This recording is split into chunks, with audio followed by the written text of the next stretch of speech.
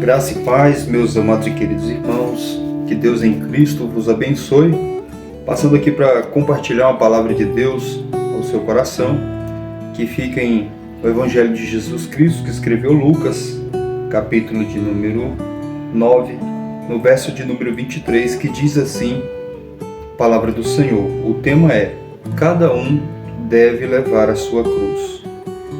E dizia a todos: se alguém que quer vir após mim, negue-se a si mesmo, e tome cada dia a sua cruz, e siga-me. No verso 24. Porque qualquer que quiser salvar a sua vida, perdê-la-á. Mas qualquer que, por amor de mim, perder a sua vida, a salvará. Porque que aproveita o homem granjear o mundo todo, perdendo-se ou prejudicando a si mesmo? Porque qualquer que quiser vir, ou seja, porque qualquer que de mim e das minhas palavras se envergonhar, dele se envergonhará o Filho do Homem quando vier na sua vinda e na do Pai e dos santos anjos. E em verdade vos digo que dos que aqui estão, alguns há que não provarão a morte até que vejam o reino de Deus. Então, é uma palavra de despertamento para nós nos dias atuais. O tema é bem claro quando diz: cada um deve levar a sua cruz. No verso 23 começa dizendo: e dizia a todos, ou seja, Jesus, ele falava a todos. Ele não escolhia uma pessoa específica, ele não jogava indireta em uma pessoa específica.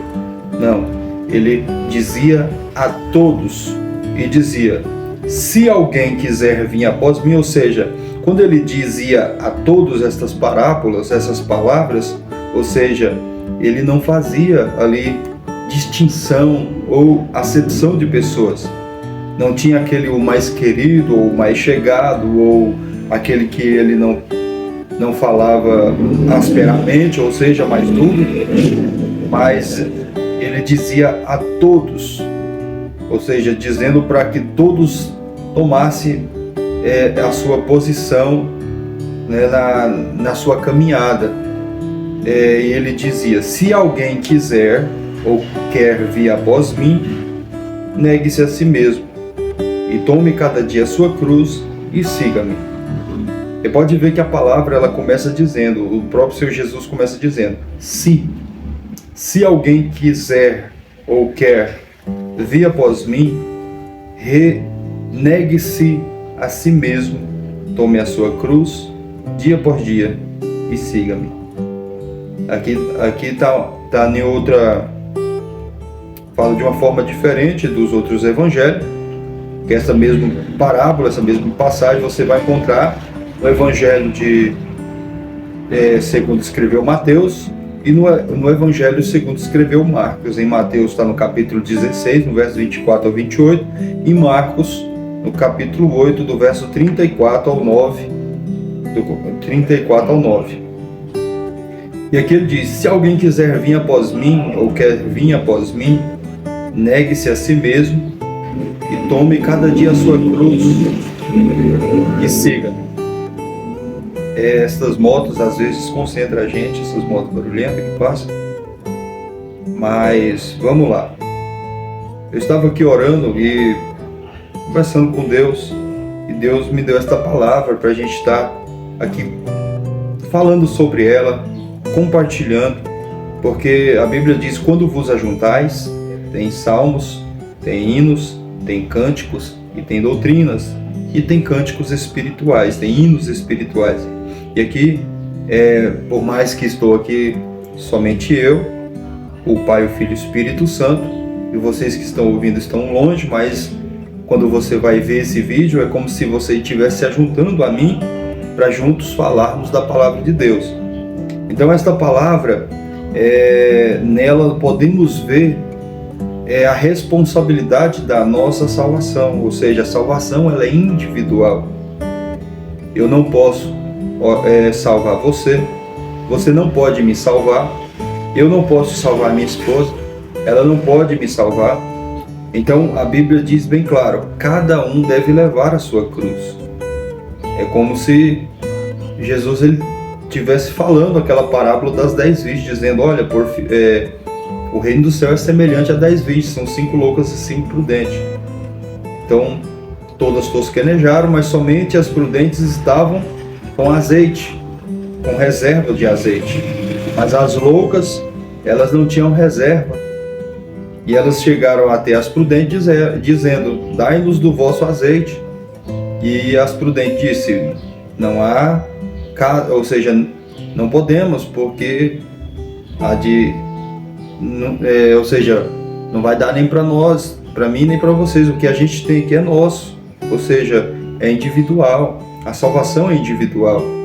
Então Jesus ele fala para mim e para você, olha, se você quiser vir após mim, renuncie a si mesmo, negue-se a si mesmo, tome cada dia a sua cruz e siga-me. Então é uma responsabilidade individual e diária. Todos os dias temos o dever de seguir a Ele, mas antes disso, negar a nós mesmos, negar a nossa vontade, os nossos prazeres, as nossas paixões, as nossas concupiscências, negar o nosso eu, porque servir a Cristo é renunciar. A vontade do Senhor ela é o oposto da nossa vontade, ou seja, então servir a Cristo, seguir a Cristo, é andar na contramão da nossa própria vontade. Seguir a Cristo é andar na contramão do nosso querer, dos nossos pensamentos, das nossas ideologias, é andar na contramão, fazer não o que pensamos, não da forma que pensamos, não o que queremos e nem como queremos e da forma que queremos, mas como Ele quer. Por isso que Ele diz, olha, se alguém quiser vir após mim, renuncie a si mesmo, ou seja, você quer me seguir? Está disposto a renunciar a si mesmo? Está disposto a fazer o que não quer para me servir? Está disposto a abrir mão das tuas vontades, do que você ama, dos teus prazeres para me seguir? É isso que Ele está dizendo. Olha, você está disposto a viver uma vida oposta aos prazeres do mundo? Como está escrito em 1 João, capítulo 2, diz lá, não ameis o mundo e nem aquilo que no mundo há, porque aquele que ama o mundo, o amor do Pai não está nele, porque tudo que há no mundo há concupiscência da carne, concupiscência dos olhos e soberba da vida. Não é do Pai, mas é do mundo, e o mundo passa, e as suas concupiscências, mas aqueles que fazem a vontade de Deus permanecem para sempre.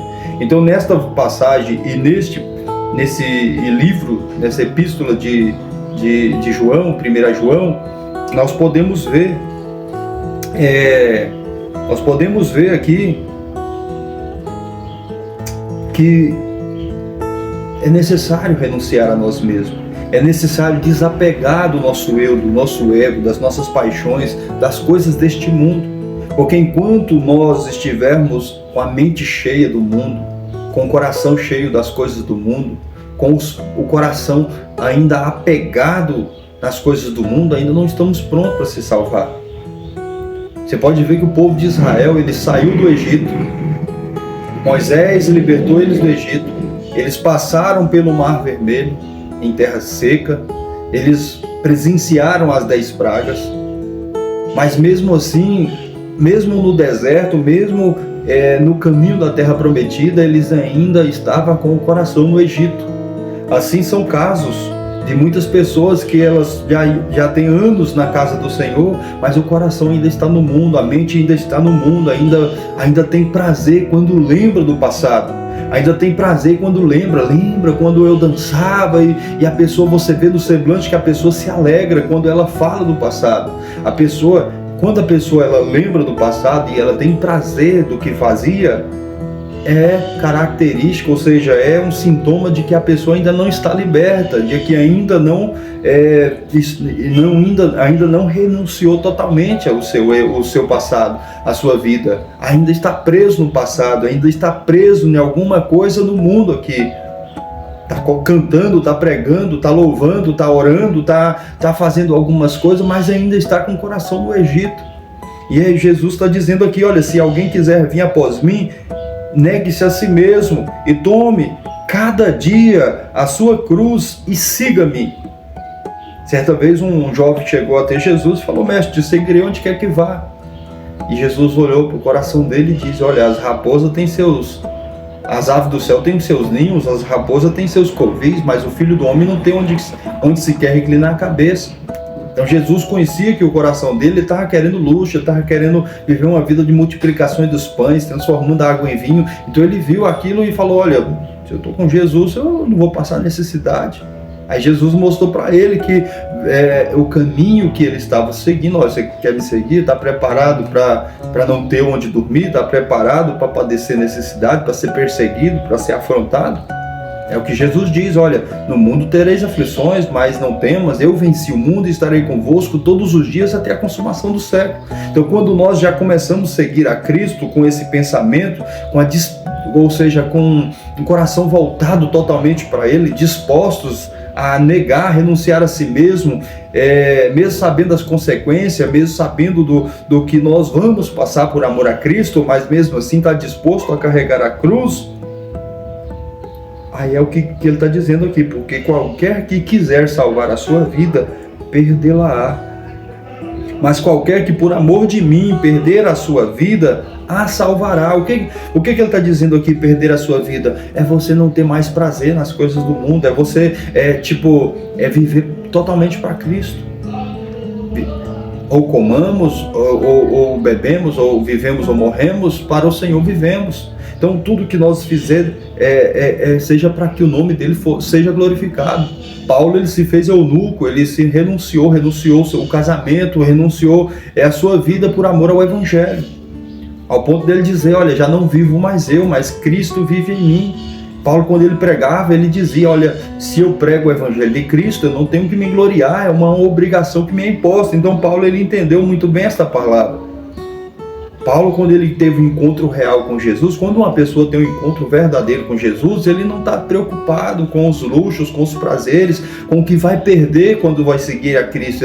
Ele só quer ganhar Cristo, ele só quer Cristo, ele quer só saber de Cristo. É o que está escrito em Salmo 23, o Senhor é meu pastor e de nada tenho falta. Quando a pessoa está cheia de Deus, está cheia do Espírito Santo, ele não tem falta de nada. Ele não tem prazer nas coisas dessa vida, não tem prazer no mundo, não tem prazer nas coisas que o mundo oferece, não tem prazer, ele não tem interesse. Por quê? Porque ele está ciente de que o que Cristo tem para a gente é o suficiente. E aqui diz, porque qualquer que de mim, Jesus está falando, e das minhas palavras se envergonhar, dele se envergonhará o Filho do Homem quando vier na sua glória e na do Pai e dos santos anjos. Quantas pessoas, mesmo cristãos, têm vergonha do Evangelho? Tem vergonha de falar de Cristo, falar que é cristão no seu trabalho, na escola, na faculdade. Então Jesus está dizendo aqui, se alguém quiser vir após mim, renuncie a si mesmo, pegue a sua cruz dia após dia e siga. Por isso que o que está escrito no Epístola de Paulo aos Romanos, capítulo de número 8, ela é bem clara quando diz, olha, se alguém, portanto agora nenhuma condenação há para os que estão em Cristo Jesus. E os que estão em Cristo Jesus não é simplesmente aceitar a fé, dizer, Jesus, eu te aceito, em nome do Pai, do Filho e do Espírito Santo, mudar as vestes, mudar os lugares de habitar, ou seja, os lugares que habitavam antes, mudar as amizades. Mas quando lembra do passado ainda tem saudade, ainda tem prazer. Às vezes ainda guarda as fotos do passado, as fotos antigas, vídeos que faz lembrar do passado. Não abriu mão totalmente do passado, porque ainda tem lá um videozinho, uma fotozinha, ainda tem lá alguma coisa, alguma lembrança do passado, que ainda maquina, que ainda a pessoa para refletir, para meditar. E o diabo ali usa aquela ferramenta ali para nos puxar para trás. Então nós temos que ter essa cautela, esse cuidado e ter a certeza da nossa caminhada. A Bíblia diz: até quando cocheais em dois pensamentos? Porque quando você está em cima do muro, você não está na vontade de Deus. Porque quem está na vontade de Deus tem que ter a certeza da sua caminhada, tem que ter a certeza da sua salvação, tem que ter a certeza do que quer com Cristo. Agora, se você está pensando, você está em cima do muro. Se está em cima do muro, você não está no centro da vontade de Deus. Porque Deus não divide a sua glória com ninguém. A Bíblia fala que comunhão tem a luz com as trevas. Eu ouço música evangélica e música profana, vejo vídeos de pregação, depois vou ver vídeos de pornografias, ou vídeos indecentes, imorais, ou vídeos que vai me incitar ódio, a vingança, ou alguma coisa, a inveja, cobiça. Então, nós que somos cristãos, nós temos que renunciar os prazeres, aquilo que nos aproxima do mundo. A Bíblia diz que aqueles que se constituem amigo de Deus ou do mundo se constituem inimigo de Deus. Então você diz que é cristão, ainda tem amizade com as coisas do mundo, ainda está apegado com alguma coisa que você vê claramente, ou tem ciência claramente de que não agrada a Cristo, você está se tornando inimigo de Deus, porque a Bíblia diz: não ameis o mundo e nem aquilo que no mundo há, porque aquele que ama o mundo, o amor do Pai não está nele. Então, viver para Cristo é uma vida de renúncia. Por isso que lá no Evangelho de Jesus Cristo, que escreveu Mateus capítulo 7, fala sobre os dois alicerces, ou seja, aquele que vai herdar o reino do céu, dizendo: olha, nem todos os que me dizem Senhor, Senhor, entrará no reino dos céus, mas somente aqueles que fazem a vontade do Pai. Nem todos que dizem Senhor, Senhor, que me dizem Senhor, Senhor, entrará no reino do céu. O Senhor diz na sua palavra: olha, por que me falais, me chamais Senhor, Senhor, e não faz o que eu digo? Em outras palavras, o próprio Senhor Jesus diz: olha, vós sereis meus amigos, se fizerdes o que eu digo, o que eu vos mando. E às vezes nós dizemos que amamos a Cristo, mas o negamos com as obras. A Bíblia diz: muitos dizem que me amam, mas me negam com as obras. Lembrando que o amor não é palavras, o amor é obras, é a ação. Jesus demonstrou o seu amor com a sua ação, com o seu sacrifício na cruz do Calvário. Então ele provou o seu amor. Como você tem provado o seu amor por Cristo? O que você tem feito para provar o amor por Cristo? Que o amor aqui que nós podemos ver, ele dizendo: olha, se você quer vir após mim, renuncie, negue-se a si mesmo. O amor que você sente é o suficiente para renunciar, abrir mão dos seus prazeres, abrir mão das suas vontades, abrir mão do que o mundo te oferece, dos prazeres do mundo, do luxo, da vaidade, da luxúria, para servir a Cristo? Você está disposto a renunciar a alguma coisa, perder a sua vida por amor a Cristo? Os apóstolos, eles amaram a Cristo, deram a vida pelo Evangelho. Eles morreram para que a palavra do Senhor chegasse até nós. Agora, que sacrifício você tem feito para o reino? O que você tem feito para ir atrás das ovelhas? O que ele diz para você? Ou diz para mim, diz para nós? Portanto, ide por todo mundo, a pregoar o meu evangelho a toda criatura. Você acha que nós somos cristãos? Podemos ser chamados cristãos, como os cristãos daquela época? Porque cristão não é eu que me nomeio cristão, é as minhas atitudes que vai dizer que eu sou cristão ou não. Evangélicos tem muitos, crente tem muitos, até o diabo é crente. O diabo crê que estremece, mas não obedece. Mas cristão não é eu dizer que sou cristão. Os primeiros cristãos foram chamados de cristão porque eles andavam pelas ruas e o povo da cidade dizia: lá vão os cristãos. Por quê? Porque pareciam com Cristo. Porque eles faziam a mesma obra de Cristo. Olha o que está escrito em Atos dos Apóstolos, capítulo 2, como era a igreja primitiva.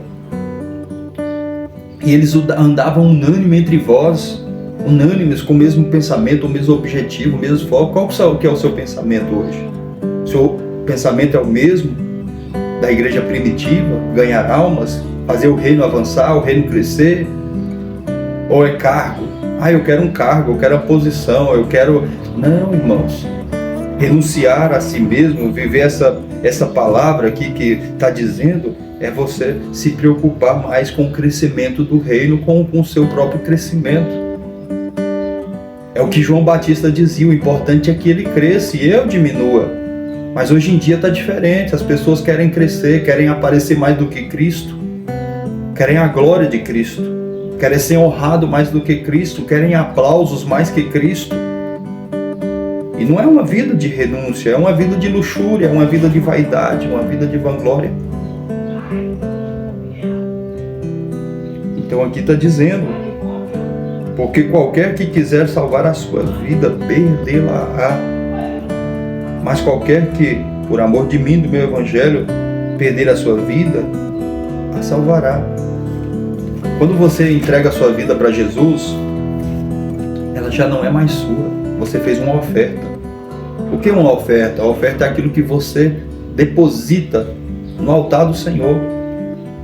E quando você dá uma oferta, você deposita uma oferta ali, você não vai lá pegar para trás, você deixa na mão dele, você esquece daquela oferta.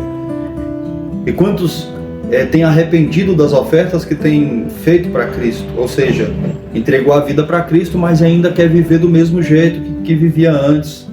Quer viver conforme a sua própria vontade, conforme o seu próprio parecer. Então viver a oferta que você faz para Cristo, a oferta que você faz para Cristo, ela tem que ser sem arrependimento. Ela tem que ser de todo o coração. E que oferta é essa? É quando você dá a sua vida para Cristo. Diz: Cristo, a minha vida é tua. Eu me entrego a ti de corpo, alma e espírito. A minha vida é totalmente tua. E é o que ele está dizendo. Cada um deve levar a sua cruz. Se alguém quiser vir após mim, negue-se a si mesmo.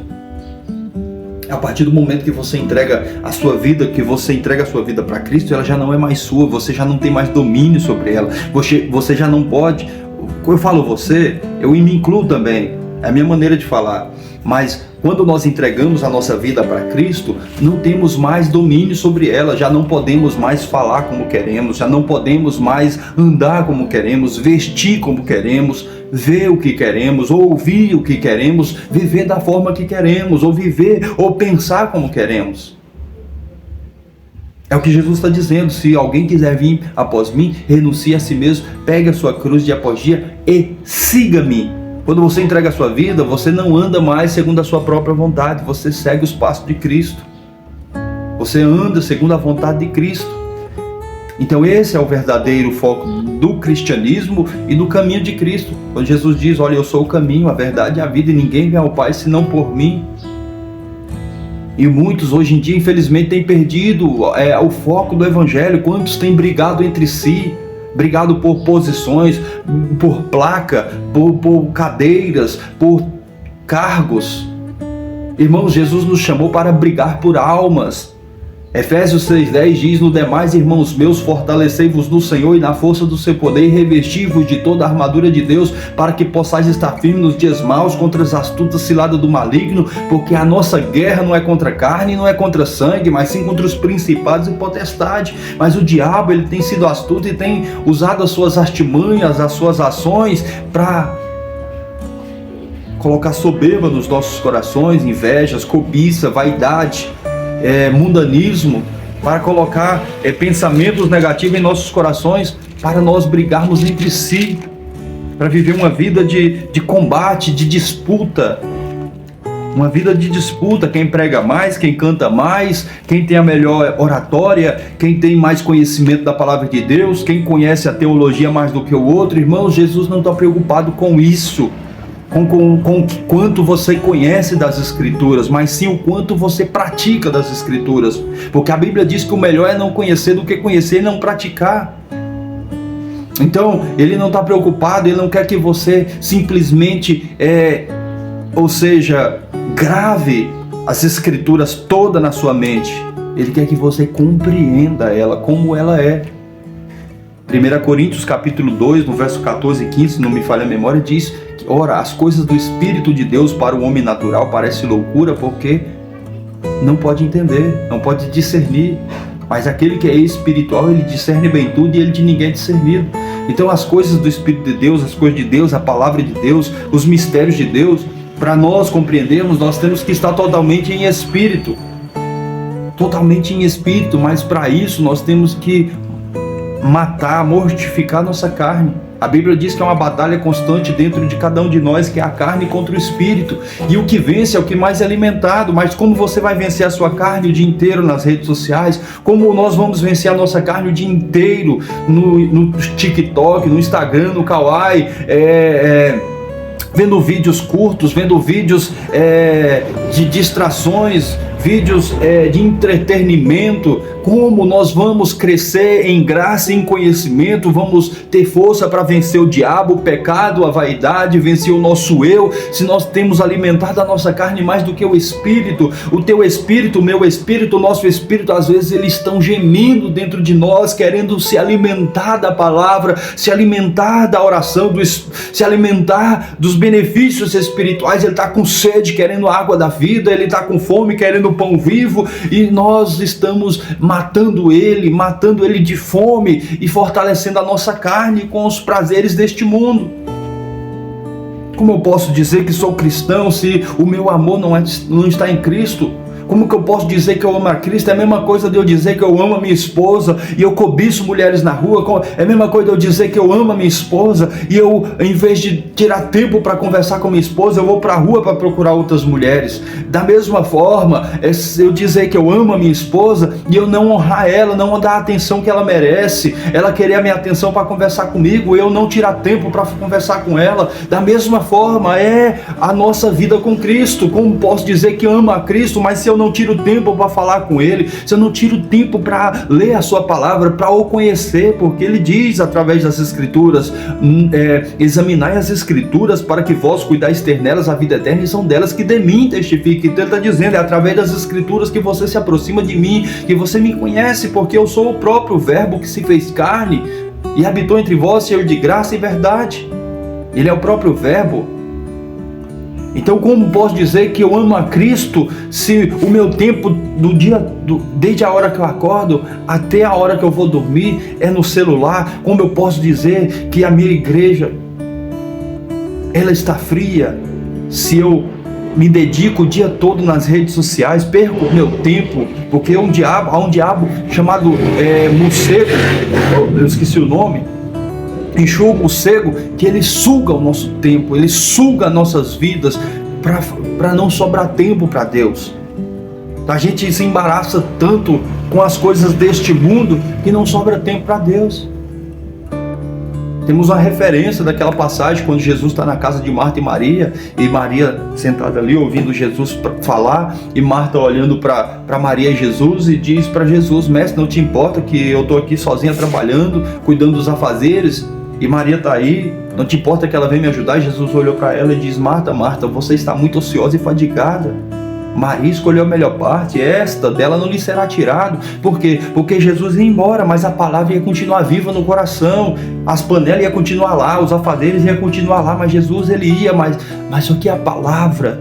Às vezes, irmãos, na igreja mesmo, o pastor está pregando, os irmãos estão pregando, a palavra está lá se manifestando, querendo encher o teu coração de vida, e nós estamos conversando com quem está do nosso lado, dando mais prioridade à criatura do que o Criador. Igual a Bíblia diz, hoje em dia o povo honra mais a criatura do que o Criador. Às vezes nós dizemos que amamos a Deus, cantamos louvores dizendo que amamos a Deus, mas nas práticas, nas atitudes, nas obras, nós entristecemos o Espírito Santo, nós, aleluias, entristecemos o Senhor com as nossas obras, as nossas atitudes, a forma que tratamos o nosso próximo, na forma como nós nos comportamos no templo do Senhor, na igreja, diante da pregação, a forma que nós nos comportamos, não dando a mínima atenção.